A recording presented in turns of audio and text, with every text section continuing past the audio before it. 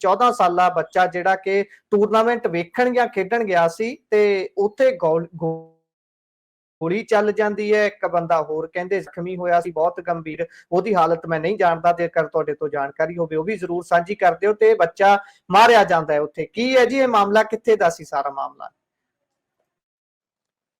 ਵੇਖੋ, ਜਿਹੜਾ ਦੂਸਰਾ ਵਿਅਕਤੀ ਆ, ਉਹ ਦੂਸਰਾ ਵਿਅਕਤੀ ਫੌਜ ਚੋਂ ਛੁੱਟੀ ਆਇਆ ਜਵਾਨ ਸੀਗਾ, ਉਹਦੀ ਹਾਲਤ ਠੀਕ ਹੈ, ਮਤਲਬ ਕਿ ਉਹ ਸ਼ਾਇਦ ਖਤਰੇ ਤੋਂ ਬਾਹਰ ਹੈ, ਹਾਲਾਂਕਿ ਜ਼ੇਰੇ ਇਲਾਜ ਹੀ ਹੋਏਗਾ ਹੁਣ ਤੱਕ।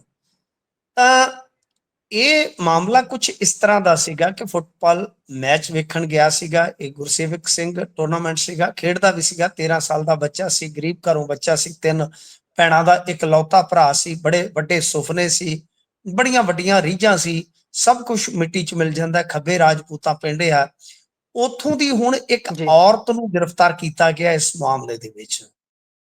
ਤੇ ਦੱਸਦੇ ਆ ਕਿ ਉਹਦਾ ਲੜਕਾ ਜਿਹੜਾ, ਉਸਨੂੰ ਵੀ ਸ਼ਾਇਦ ਨਾਮਜ਼ਦ ਕਰ ਲਿਆ ਜਾਵੇ ਆਉਣ ਵਾਲੇ ਸਮੇਂ ਦੇ ਵਿੱਚ। ਚੱਕਰ ਇਹ ਜਿਹੜਾ ਮਹਿਤਾ ਥਾਣੇ ਦੇ ਲਾਗੇ ਜੋ ਬਣਿਆ ਹੈ, ਇਹਦੇ ਵਿੱਚ ਦੇਖੋ ਮਾਸੂਮ ਦੀ ਮੌਤ ਹੋ ਗਈ, ਮਾਸੂਮ ਦੀ ਮੌਤ ਹੋ ਗਈ ਜਿਸ ਵੇਲੇ, ਤੇ ਸ਼ੱਕ ਸਿੱਧੇ ਤੌਰ ਤੇ 2-3 ਚੀਜ਼ਾਂ ਨੂੰ ਲੈ ਕੇ ਬਣਦਾ ਹੁੰਦਾ ਹੈ ਜਦੋਂ ਇਸ ਤਰ੍ਹਾਂ ਟੂਰਨਾਮੈਂਟ ਦੇ ਵਿੱਚ ਕਿਤੇ ਫਾਇਰਿੰਗ ਹੋ ਜਾਂਦੀ ਹੈ, ਕਿ ਕੋਈ ਵਿਅਕਤੀਗਤ ਰੰਜਿਸ਼ ਜਾਂ ਕੋਈ ਗੈਂਗਿਜ਼ਮ, ਜਾਂ ਜਿਹੜਾ ਅੱਜ ਕੱਲ ਤੁਹਾਨੂੰ ਪਤਾ ਹੀ ਹੈ ਚੱਲਦਾ ਗੇਮਾਂ ਦੇ ਵਿੱਚ, ਇਹ ਗੈਂਗਸਟਰਾਂ ਦਾ ਗਰੋਹ ਬਾਜੀਆਂ ਦਾ ਜਿਹੜਾ ਇਨਫਲੂਐਂਸ ਹੈ, ਉਸ ਐਂਗਲ ਤੋਂ।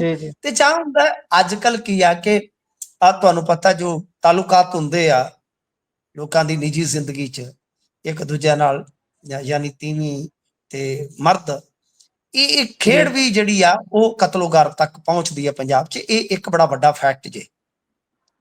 ਇੱਥੇ ਜਦੋਂ ਮਾਸੂਮ ਦੀ ਮੌਤ ਹੋ ਗਈ ਤਾਂ ਗੈਂਗਸਟਰਵਾਦ ਦਾ ਤੇ ਕੋਈ ਮਸਲਾ ਜਿਹੜਾ ਉਹ ਜਾਪਦਾ ਨਹੀਂ ਸੀ।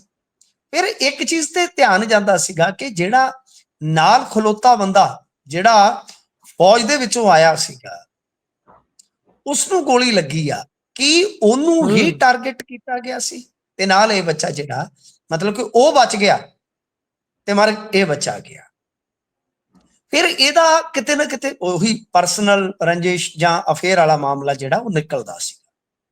ਯਾਨੀ ਦੋਨਾਂ ਚੋਂ ਕੋਈ ਚੀਜ਼, ਇਹ ਜਿਵੇਂ ਆਪਾਂ ਕਹਿ ਲਈਏ ਕਿ ਜੋ ਤੱਥ ਸਾਡੇ ਤੱਕ ਪਹੁੰਚਦੇ ਆ ਜਾਂ ਜਿਸ ਤਰ੍ਹਾਂ ਦੇ ਉੱਥੇ ਦੇ ਹਾਲਾਤ ਨੇ, ਉਹਦੇ ਮੱਦੇ ਨਜ਼ਰ ਕਿਤੇ ਨਾ ਕਿਤੇ ਇਹ ਚੀਜ਼ ਨਿਕਲਦੀ ਆ ਨਾ ਕਿ ਬਈ ਕੋਈ ਗੈਂਗਸਟਰਵਾਦ ਦਾ ਮੁੱਦਾ ਤੇ ਲੱਗਦਾ ਨਹੀਂ, ਕੋਈ ਵਸੂਲੀ ਦਾ ਕੋਈ ਐਸਾ ਤਾਂ ਕੁਝ ਹੈ ਨਹੀਂ। ਤਾਂ ਫਿਰ ਦੂਸਰੀ ਚੀਜ਼ ਜਿਹੜੀ ਹੈ ਕੋਈ ਵਿਅਕਤੀਗਤ ਰੰਜਿਸ਼, ਨਿੱਜੀ ਰੰਜਿਸ਼ ਜਾਂ ਜਿਹੜੇ ਨਿੱਜੀ ਤਾਲੁਕਾਤ ਦੇ ਮਾਮਲੇ, ਤਾਂ ਉਹਦੇ ਚ ਹੁਣ ਸਾਨੂੰ ਪਤਾ ਲੱਗਾ ਹੈ ਕਿ ਇੱਕ ਔਰਤ ਨੂੰ ਗ੍ਰਿਫਤਾਰ ਕੀਤਾ ਗਿਆ ਤੇ ਉਹਦੇ ਮੁੰਡੇ ਨੇ, ਜੋ ਮਤਲਬ ਕਿ ਗੁਰਪ੍ਰੀਤ ਸਿੰਘ ਨਾਂ ਦਾ ਜ਼ਖਮੀ ਆ ਦੂਸਰਾ, ਕਿ ਉਹਨੂੰ ਮਰਵਾਉਣ ਵਾਸਤੇ 2 ਸ਼ੂਟਰ ਹਾਇਰ ਕੀਤੇ ਸੀ। ਤੇ ਤੁਸੀਂ ਹੁਣ ਹੀ ਵੇਖੋ ਕਿ ਉਹ ਬਚ ਗਿਆ ਜਿਹਨੂੰ ਟਾਰਗੇਟ ਕਰਨਾ ਸੀਗਾ, ਜੋ ਟਾਰਗੇਟ ਕਿਲਿੰਗ ਜਿਹਦੀ ਕਰਨੀ ਸੀਗੀ ਉਹ ਬਚ ਗਿਆ ਤੇ ਇਹ ਮਾਸੂਮ ਮਰ ਗਿਆ। ਤੇ ਦੱਸਦੇ ਕੋਈ ਉਸ ਔਰਤ ਨੂੰ ਫਿਲਹਾਲ ਹਿਰਾਸਤ 'ਚ ਲੈ ਲਿਆ ਗਿਆ। ਗ੍ਰਿਫਤਾਰੀ ਉਹਦੀ ਪਾਈ ਨੇ ਕਿ ਨਹੀਂ, ਉਹਦੀ ਪੁਸ਼ਟੀ ਤੇ ਹਾਲੇ ਨਹੀਂ ਆਪਾਂ ਕਰ ਸਕਦੇ ਗੁਰਪ੍ਰੀਤ ਜੀ, ਪਰ ਇਹ ਸਾਫ਼ ਹੈ ਕਿ ਇਹ ਮਾਮਲਾ ਜਿਹੜਾ ਹੌਲੀ ਹੌਲੀ ਇੱਧਰ ਨੂੰ ਤੁਰ ਗਿਆ।